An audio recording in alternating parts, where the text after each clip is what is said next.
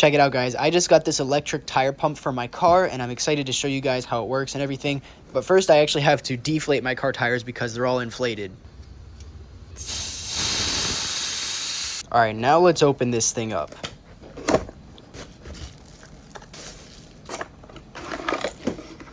All right, so thankfully it came fully charged, which is really nice. And there's a bunch of different things that it came with. This is what you screw in to pump up whatever you're pumping up. These are different attachments because you can do more than just a car tire. This looks like maybe a charger for this if you were to plug it into your car while it's running. That way, if you're on the side of the road and need an immediate tire inflation, you can do that even if it's not fully charged. And then this looks like a regular charger for it because it takes USB-C, which everything nowadays seems to take that, which is really nice. And of course, this is the nice soft case for it. I like that there's a case. I have another tire inflator and it does not come with a case. So first thing we're gonna do here is we're just going to screw this into the top of the tire inflator. Maybe this way. Oh yeah, it's to the right.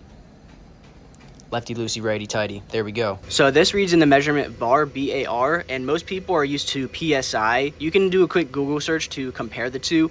But right now it's reading this, which is a little under what my tire needs to be. My tire needs to be at 36 PSI, which is 2.5 bar, basically. So all we got to do is press these up arrows until we get to 2.5. There we go. And now all I got to do is press the power button, I think.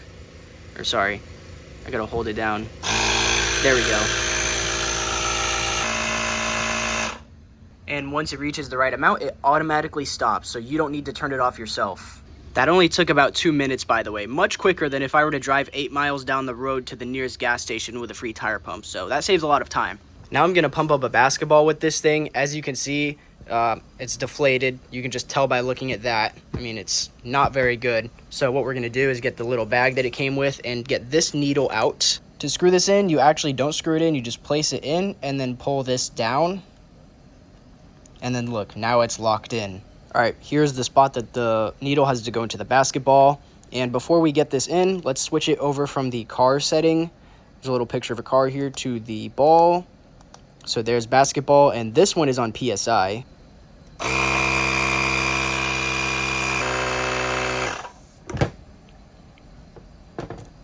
I decided to stop it a little early because it felt fine, but